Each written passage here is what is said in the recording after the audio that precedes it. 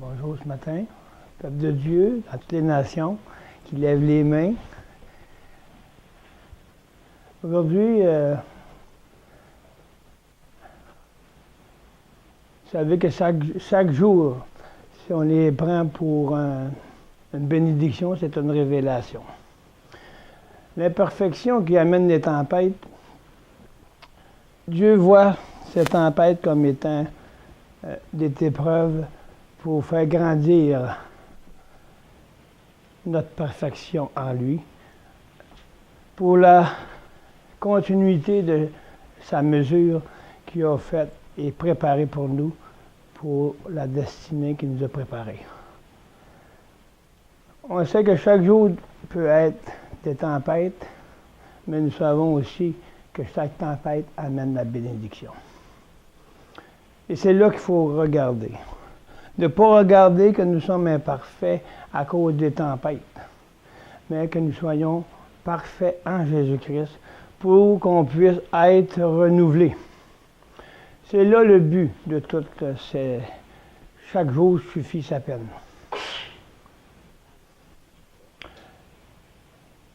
Il faut rester toujours l'esprit dans l'amour du Seigneur. Pourquoi? Parce que c'est là que nous allons chercher la paix des tristesses. À chaque jour, à chaque fois qu'il y a des mouvements ténébreux qui se passent, la lumière, lui, au-dessus de tout ça. Parce qu'elle est là, la lumière. Elle cherche seulement à éclairer notre esprit pour qu'elle devienne selon la pureté de Christ.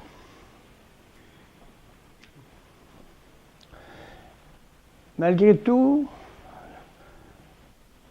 la perfection en Jésus-Christ, elle est au-dessus de toute imperfection. Parce que Dieu voit son Fils en nous, il ne voit que cela. Parce que le sang de Jésus est ce qui nous garde purs, parce que son sang, il nous a été donné dès le commencement. Et qu'est-ce qui a fait en sorte de rendre impur ce sang et l'âme? C'est le péché. Et à chaque fois que nous marchons dans des choses que nous pensons et que nous savons qu'ils ne sont pas de Dieu, mais le sang de Jésus qui est la source de notre vie. Il a toujours été la source, même avant la fondation du monde. Et quand Dieu a soufflé dans la narine d'Adam, il a soufflé le sang et l'âme pure. Et quand le péché est rentré dans le monde, le sang est devenu impur à cause du péché de l'âme qui s'est fait en sorte pécheresse. Donc, c'est la nature qui fait le sang. Mais maintenant, on n'a plus à se poser cette question. Le sang de Christ nous a purifiés une fois pour toutes. Donc, on a un âme pure vis-à-vis de Dieu. Mais qu'est-ce que Dieu veut faire? C'est de nous faire en sorte de nous perfectionner.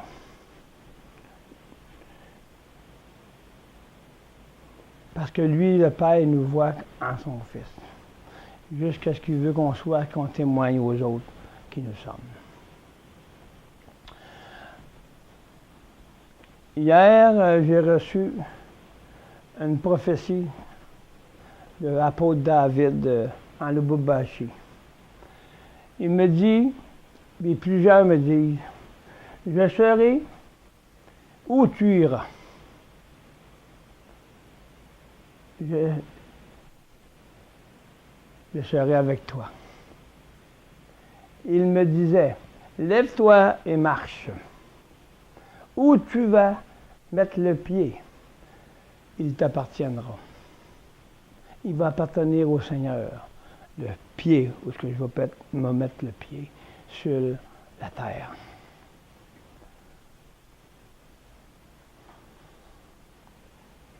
Où tu marcheras, où tu mettras la plante de tes pieds, il t'appartiendra. C'est à Jésus qu'on parle. Il nous appartient le terrain, comme on a vu aussi dans l'Aume. La pluie, le matin, j'étais assis et le Saint-Esprit dit, va arroser mon peuple de la pluie du Saint-Esprit, de la parole, afin qu'il puisse finir et accomplir et préparer et faire grandir la moisson pour la préparer pour que je vienne. Il me dit comme ça. La pluie du Saint-Esprit fait pousser. C'est qu'est-ce qu'il m'a dit comme ça. Miguel, il arrive, il dit, c'est calme, hein, la pluie. On attend, puis il pleut, et il mouille beaucoup, que ça va faire, c'est dangereux. Non. Puis le Saint-Esprit m'a dit, va arroser. Va porter la pluie. Apporte la parole, afin que le Saint-Esprit arrose pour faire grandir la moisson dans la paix. Viens arroser mon épouse de la parole de Dieu, pour que le Saint-Esprit fasse grandir jusqu'à qu'elle soit prête pour la moisson.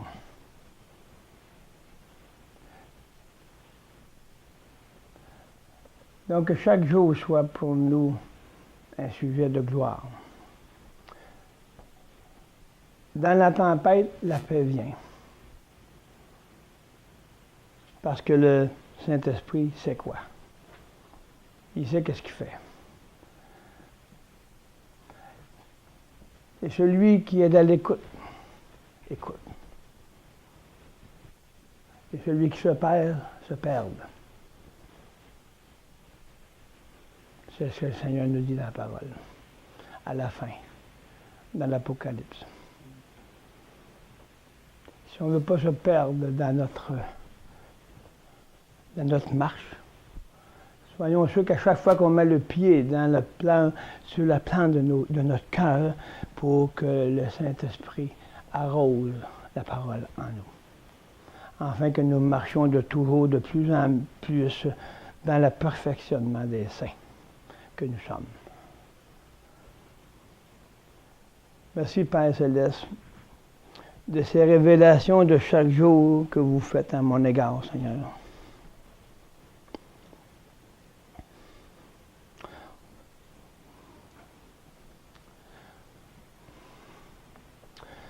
Dans cette tempête qui nous viennent nous faire essayer de nous terrasser, essayer de nous faire décourager. Mais la gloire de Dieu me suffit parce que sa grâce me suffit. Et c'est qu'est-ce qui me revient toujours. Il dit, l'apôtre, il dit, il va chercher des David. Comme lui était négligé, il était avec les brebis, il s'occupe des petites brebis. Et cette prophétie a dit aussi que quand que Samuel était voir le père de David, le père choisissait tous les mieux, les plus importants. Mais Samuel a dit, il y a un autre fils, David. Ah ben lui, il s'occupe des petites brebis, là, c'est pas important, ça. C'est que aux yeux de l'homme, c'était pas important. Mais cette prophétie dit, il va chercher ceux qui sont négligés. Ceux qui sont dans le bois, puis il ne sait pas ce que je suis. Qui sont séparés des autres. Qui sont dans les rues, ou qui ne sont pas vus. Mais il dit, c'est cela Dieu vous a appelé. Lève-toi, marche. C'est la bénédiction. Et deux autres ont appelé de ce même pays pour encourager. Le Seigneur voit son Fils. Il nous protège dans la tempête. Il va sortir toujours quelque chose pour bénir qu'est-ce qui a été une pensée de détresse ou de déshonneur.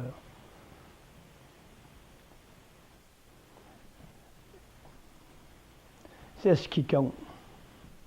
C'est pas facile, là, mais il faut voir ça comme Dieu le voit, pour nous faire grandir. Parce que chaque fois, à chaque jour, le Seigneur me fait faire en sorte, c'est une bénédiction, c'est une grâce que le Seigneur me fait, que chaque fois, que chaque jour porte son fruit dans le au-delà de mes pensées. Et le Saint-Esprit vient et il me dit,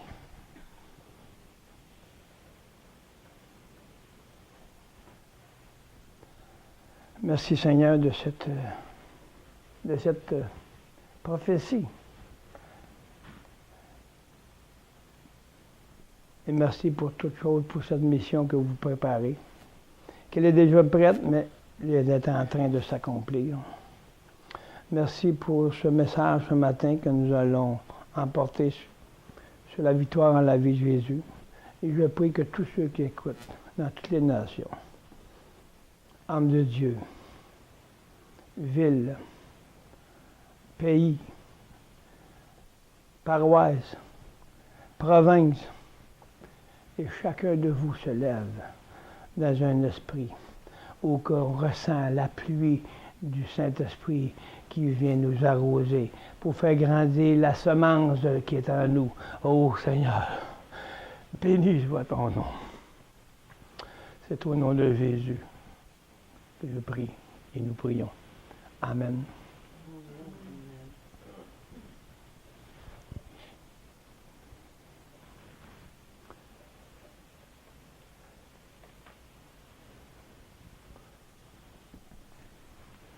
Nous allons continuer dans le livre de la victoire à la vie de Jésus. Nous sommes rendus toujours dans la vie de résurrection, où est-ce que nous allons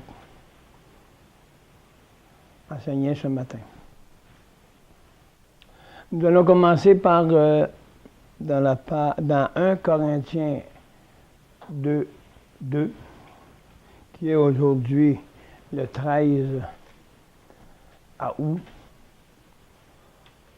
2014. Et les années qui vont suivre vont être des années de grâce du Saint-Esprit. Et l'ennemi va se déchaîner à travers toutes choses. Les plans de la fin sont prêts et maintenant, ils se préparent pour la guerre. La guerre physique. Le système va prendre sa place bientôt. Parce que les États-Unis et la Chine et la Russie, on a vu ça sur Internet hier, sont en train de se préparer pour faire la guerre aux États-Unis. Donc, c'est qu'est-ce qui rassemble tout ce que la parole nous dit. Maintenant, ce n'est plus le temps de penser à quoi que ce soit. C'est le temps de préparer l'épouse. C'est le temps que nous soyons prêts à se faire préparer. Parce qu'on ne joue plus maintenant. Je le savais, et le Saint-Esprit m'a toujours dit, le temps est arrivé. Il faut que Christ en nous se lève. Parce que nous allons passer à côté. C'est marqué que ça va tout se rassembler à l'Armageddon. C'est une place, ça, là. Mais c'est ça qui est en train de se préparer, là, présentement. Donc, préparons-nous, nous, à sa venue, pour ne pas se laisser prendre par l'ennemi. Mais les gens courent d'un bord à l'autre, ils font n'importe quoi.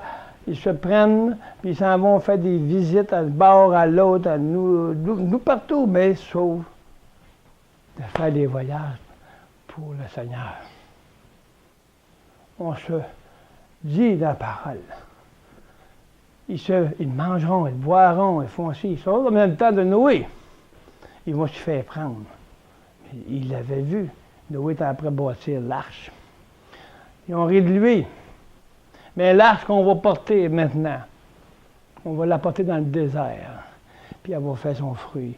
L'arche, c'est Christ en nous. Je lisais à quelques places, là, puis ça confirme juste qu'est-ce que je parle. Donc, l'arche va se promener. L'arche, c'est Christ en nous. C'est le réveil. Puis ceux qui vont avoir à se réveiller vont se réveiller. Parce qu'ils cherchent, ils l'attendent, le Seigneur. Mais ceux qui dorment vont continuer à dormir. Puis ils vont aller manger, boire et faire toutes sortes de choses pour satisfaire leur chair. C'est plus le temps de s'amuser avec nos petites affaires. Je vous le dis. Je vous le dis, puis je suis sûr que Dieu me confirme à chaque fois. En Chine, il y a des millions de chrétiens. On ne sait pas, hein? Il y en a. Il va y en avoir en 2000 quelque chose, plus qu'aux États-Unis. Puis eux, en Chine, là, c'est pas drôle. Donc, il faut véhiculer Christ. Il faut qu'il soit notre vie pour qu'on puisse résister, parce qu'on ne résistera pas. Nos petites affaires, là, il faut les laisser passer à côté. Nos petites pensées, nos petites idées de se faire trahir, il faut passer à côté. Parce que c'est pas important. Qu'est-ce qui est important? C'est de regarder ce que le Saint-Esprit nous éclaire dans notre marche à nous personnellement. Qu'est-ce qu'on est, nous? On regarde les autres, ils sont comme ci, ils sont comme ça. Toi, où es-tu?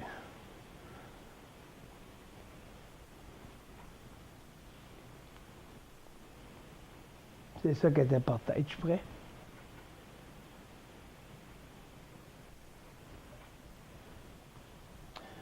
Alléluia. Dans 1 Corinthiens 2:2, dans la parole vivante, je voulais vous montrer que tout mon savoir résidait en une personne, Jésus-Christ, et en un fait. Et en un fait. Sa mort sur la croix. C'est juste ça que Paul faisait en sorte d'enseigner. On ne l'a pas vu. On n'y va pas. On s'en va dans n'importe où, mais sauf à la croix. Mais c'est ça, sauf à la croix, mais c'est seulement la croix qui sauve. Wow! Ça change un peu la vision.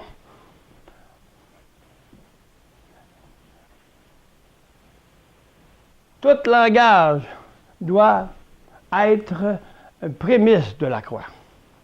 Parce que sans la croix, il n'y a pas de langage de pratique. On pratique par nous-mêmes. Donc, on se croit bon. Mais Paul le dit. La sagesse résidait dans une seule personne, un seul langage, un Christ crucifié. Est-ce que c'est votre langage, peuple de Dieu? Réveillons-nous avant que l'ennemi nous tue. Et qu'on dise, ah non, on n'est pas, je ne suis pas pour faire ça, pas pour laisser mes biens, pas pour laisser ci, ben non, on m'a tout pardonné. Faites-le maintenant, préparez-vous. Parce que quand il arrivera le temps, vous ne serez pas capable.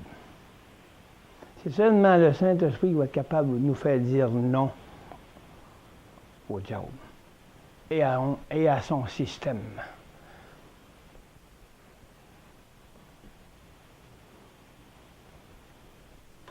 Donc, Paul a toujours visé l'œuvre de la croix.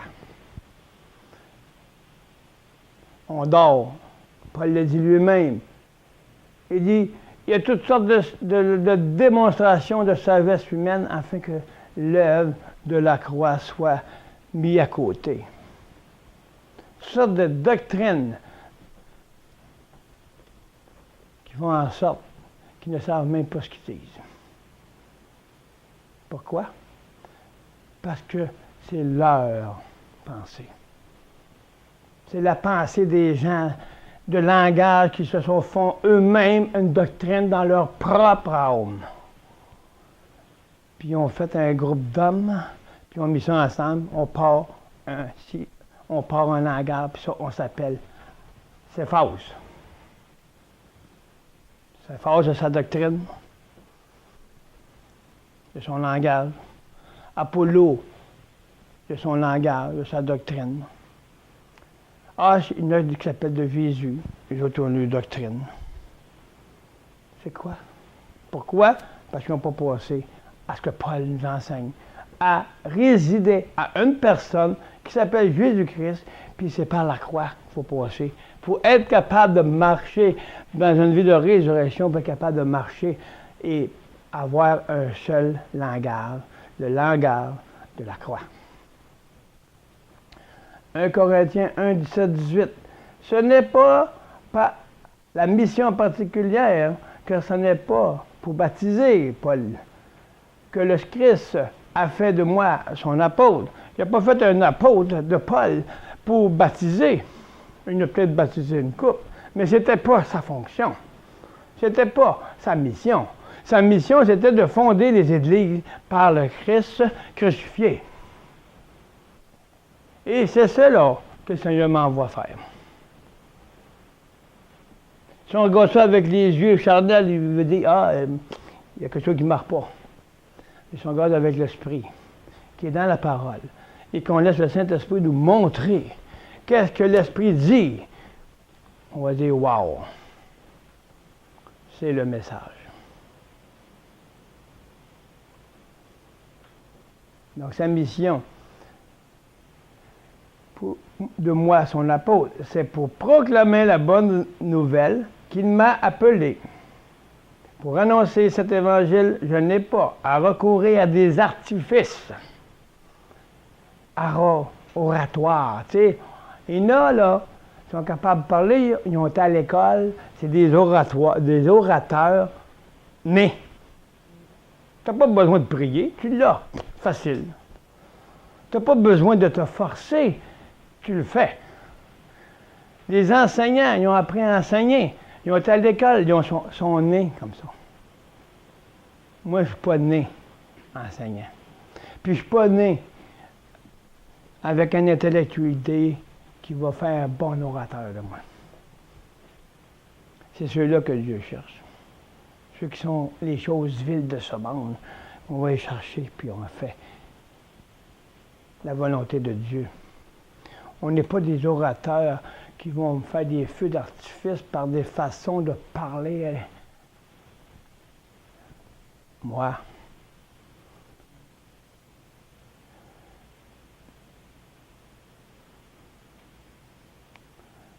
ou à une argumentation habile. Tu sais, ils sont habiles. Ils amènent la parole, puis là, ils sont habiles. Tout planifié, intellectuellement, super beau, qui ont donc de l'air humble. Ils font des artifices oratoires à une argumentation habile, telle qu'on l'apprend auprès des sages d'ici-bas. D'ici-bas, c'est pas d'en haut. D'ici-bas, ça veut dire que ceux qui sont là, ici, sont terrestres. Intelligence humaine, qui n'a pas été renouvelée. Donc, c'est des intelligents naturels. Ils ont une bonne éloquence, puis ça parle bien, puis avec des feux d'artifice de langage. Wow, ils sont bons. Puis les chrétiens sont là, puis il est bon, lui. Et quand il prie, c'est les autres, là, ils crient. Sa terre va s'en aller plus vite si tu cries après ou si tu dis au nom de Jésus, bien simplement. Quel? Est-ce que Dieu est plus puissant quand tu cries ou quand tu dis, je te chasse au nom de Jésus? C'est quel qui est le plus puissant? C'est celui qui crie plus fort ou celui qui parle avec le cœur de Jésus en lui? Avec connaissance et conscience de qui est en lui. Ça, c'est bien plus fort. Parce que crier, moi, je ne vois pas ça de même. Mais Dieu utilise comme il veut. Ce n'est pas mon ressort. Dieu travaille, on voit des hommes d'Afrique, en tout cas, moi, j'en reviens pas. Il crie parce que le Satan, il veut crier. Bon, il crie. Dieu, paf! Puis Dieu exauce. Les batailles de l'esprit. Wow! Moi, j'étais con. Wow, tu peux être fier. Tu peux être fier de ça. Et des hommes de Dieu. Peu importe. Qu'est-ce qu'ils sont comme mesure, ou comme ils agissent, Dieu est en eux. Puis Dieu est le tout-puissant. Qu'il fasse d'une façon, selon sa connaissance. Ces hommes de Dieu-là sont là pour servir le Seigneur. Puis Dieu les accompagne partout où ils vont.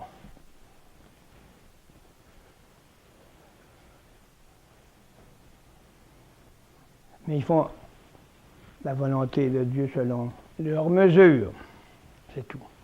C'est pour ça qu'il faut aller arroser, pour préparer ces hommes-là, premièrement. Aller à préparer l'épouse. C'est ça qu'on va faire, peuple de Dieu. Aller préparer les hommes de Dieu pour préparer l'épouse. Notre premier voyage va consister à ça. Puis il m'a dit en plus, et on commence par ici, en RDC, puis on fait les pays, puis on va dans toutes les nations.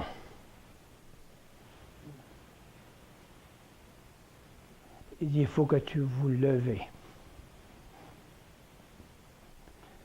Le Saint-Esprit, le Père, le Fils me donne une grande responsabilité. J'en suis conscient. Mais je suis conscient aussi que ce n'est pas moi qui l'a fait. Je suis conscient aussi que c'est eux en moi.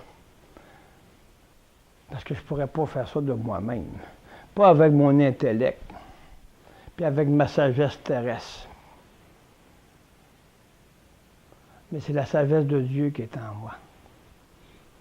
Parce que le Fils habite, le Père habite, parce que le Saint-Esprit arrose, eux, ma vie en travers eux, pour qu'ils puissent m'utiliser selon la parole de puissance. La croix.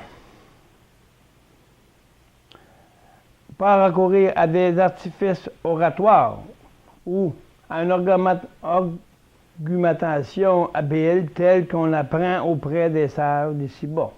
La croix de Christ ne doit pas être dévalorisée. Paul dit qu'il ne faut pas que la croix là, elle soit enlevée d'une seule pensée ou d'une seule chose de sa puissance. Parce que si on dévalorise la croix, on dévalorise la volonté de Dieu. On enlève sa valeur par des argumentations, par la sagesse de l'homme, la sagesse terrestre, d'ici-bas, par des feux d'artifice, de langage. On essaie de faire peur à Satan.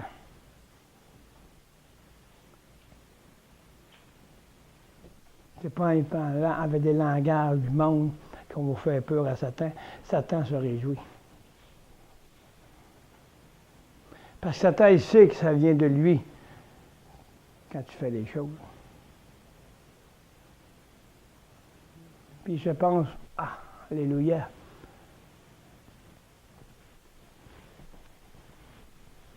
Si le langage de la croix n'est pas dans votre vie, il y a un grand problème. Paul dit, il ne faut pas qu'elle soit dévalorisée dans vous-même non plus. Il faut qu'elle soit votre langage dans toute connaissance que le Saint-Esprit vous enseigne, qui vous révèle à chaque jour. Pas aujourd'hui, ben là, moi, m'a pensé à ça, m'a parlé, m'a essayé de faire ci. Le langage de la croix est chaque jour. Il doit être ma force. Parce que c'est là que je vais chercher la force du Seigneur. Ni par puissance, ni par force de moi-même, mais par l'Esprit. L'Esprit qui est en nous. Parce que le Saint-Esprit, c'est l'Esprit, on la laisse penser dans notre intelligence et dans nos cœurs. Le Saint-Esprit va nous donner sa puissance. Parce qu'on obéit à l'œuvre. On ne dévalorise pas l'œuvre de la croix par nos sens ou nos perceptions ou notre pensée.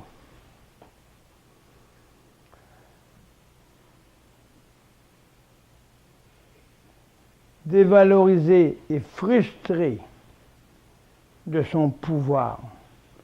Il ne faut pas que mon oléoquence lui ravisse sa propre force de persuasion. Parce que c'est la croix qui va nous persuader d'être de ce qu'on est dans notre marche. C'est elle le chemin. C'est le chemin qui nous montre où je suis. Où je suis. Est-ce que je suis encore ici, ou je suis là, ou je commence à fonctionner, à me donner, j'obéis?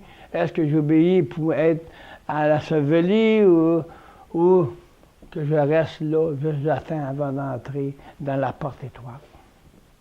Pour être délivré et marcher dans le pays de la délivrance, de la liberté. Qu'est-ce qu'on est? On peut le voir avec ça, avec la toute-puissance du Saint-Esprit par l'œuvre de la croix. Elle va nous persuader de où nous sommes là. Avec l'assurance de savoir où on prie, avec qui on prie, puis pourquoi on prie, puis où on est pour prier, dans notre état d'âme. Certes, cette histoire de la croix paraît absurde à ceux qui courent à leur perte. Il taxe de pure folie la doctrine d'un Christ crucifié. Mais pour nous qui marchons dans la voie du salut, ça veut dire que c'est la voie du salut qu'on a reçu. On a reçu un salut pour marcher dans la délivrance de notre ancienne vie. Donc, elle n'est pas une folie pour nous parce que nous marchons dans la délivrance de notre vieille nature de l'âme. Parce que nous sommes dans le sang de Christ, que Dieu voit que nous sommes purs, parce que le sang de Christ est pur, il nous a lavés et notre âme marche dans la pureté à cause que c'est accompli. Donc, il faut marcher maintenant. Pour marcher et marcher de l'autre côté de la croix et aussi s'aligner pour s'ensevelir comme la parole nous enseigne. Elle n'est pas une folie pour nous, ceux qui marchent dans ça, dans la croix. Parce qu'on l'aime, le Seigneur. On aime notre Seigneur. Donc, on marche dans la voie de la liberté que nous avons pour démontrer à ceux qui sont pognés, à ceux qui sont mal pris. S'il n'y a pas de témoignage sur la terre que Christ est venu par l'œuvre de la croix, à qui nous allons montrer si nous ne sommes même pas nous-mêmes dans cette marche de liberté?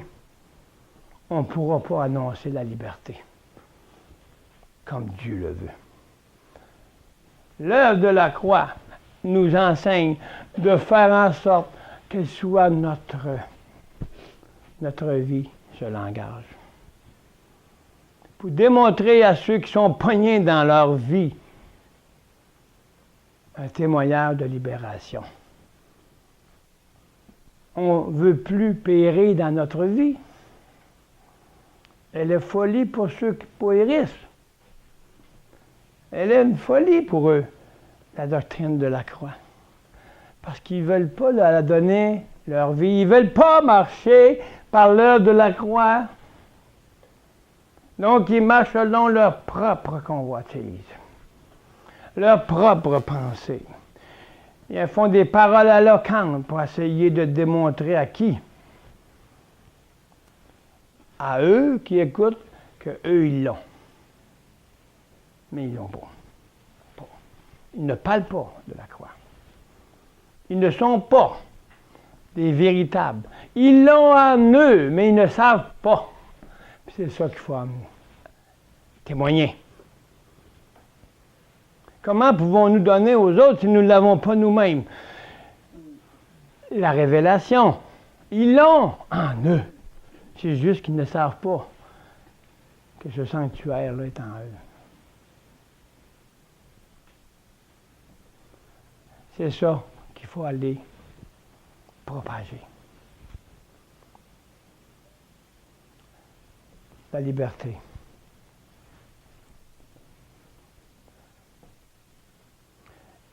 Donc, il tacle de pure folie la doctrine d'un Christ crucifié. Mais pour nous, que nous marchions dans cette vision, elle est la toute-puissance. Elle est la puissance même.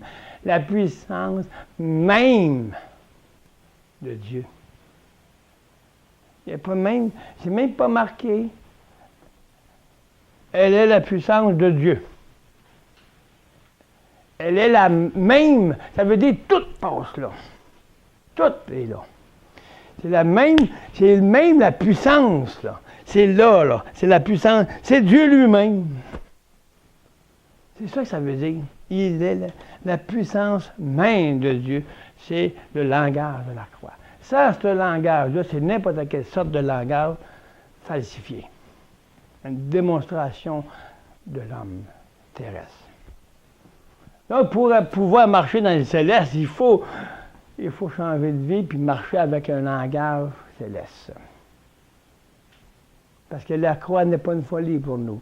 Parce qu'elle nous transforme pour pouvoir apporter et diriger les autres dans le langage céleste.